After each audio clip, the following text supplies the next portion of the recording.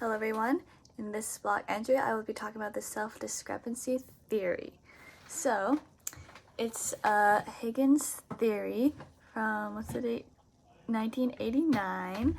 And basically the self-discrepancy theory states that your self-esteem is formed by the discrepancies between different kinds of yourself.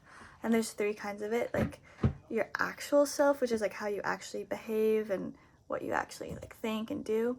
Your ought self, which is like what you like ought to be, like what your parent, and it's formed by like society, your parents, like your peers, what they like think you ought to do. And your ideal self, which is like what you yourself want to be.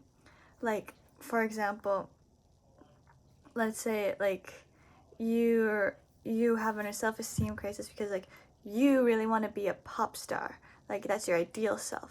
But your ought self is like your parents are telling you no, you have to be a doctor, and your actual self is just someone who gets like really bad grades in school and is not good at being a pop star or studying to be a doctor. So that would make a lot of negative self-esteem. Like when you have discrepancies between these things, there can be lots of like self-esteem issues. So, and these discrepancies are highlighted by self-awareness. So, this is my little experiment here. I'm going to I have this mirror here, and when I look in it, I see like that screen, and I have that mirror, and I'm going to be doing my little homework on my computer. And I have a tendency of like, if I'm doing homework, just going on YouTube and stuff. And so now if I like, and then I just like get lost track of time because I'm just on YouTube. So if I just see myself on YouTube, I will be aware of that, and then I'm going to have the discrepancy between my actual self going on YouTube and my ought self and my ideal self, because I feel like my ought self and ideal self are like pretty the same. Like I want to work hard in school and and study hard and learn all the material properly. So I will like, if I see the discrepancies between my actual self, like my actual self and my ought self, I don't want to like slack off. Like it's okay to take breaks sometimes, but not so much like on YouTube wasting time.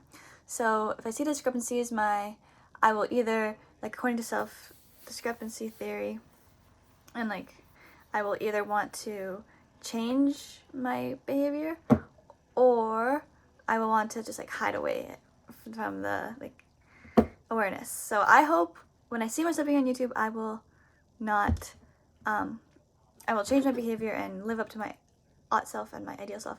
I also just realized that I'm filming this on my iPad right now.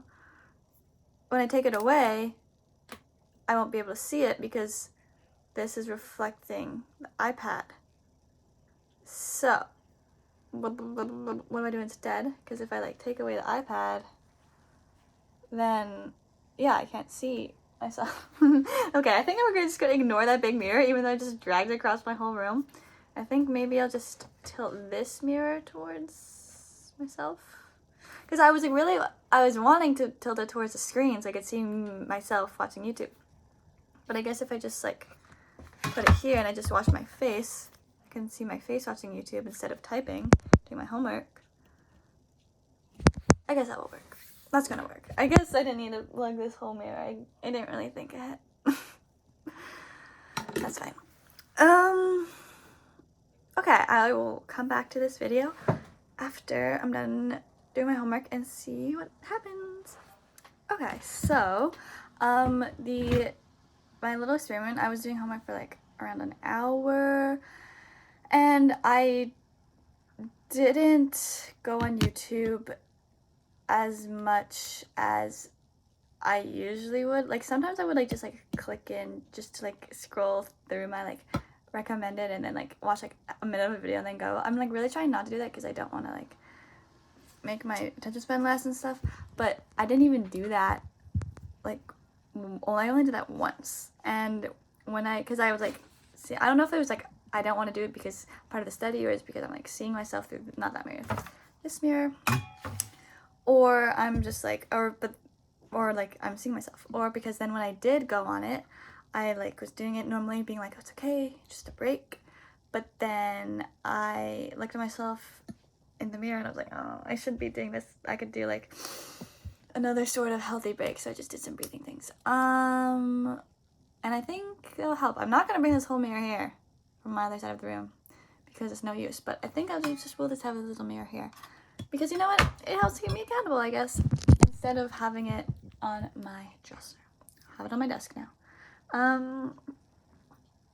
Yeah, basically the moral of the story is that this mirror made me more self-aware, made me realize there's discrepancies between my actual self, which is only having a fewer smart breaks, like, and by smart I mean like breathing, like getting up, walking around instead of going on YouTube, and that's my actual self, and my my ought self, and or my ideal self, and my actual self, which is every like 15 minutes just going on YouTube for a little bit. Okay, and by seeing the discrepancies, I feel like dissonance and want to change that, and so I do. Thanks for watching.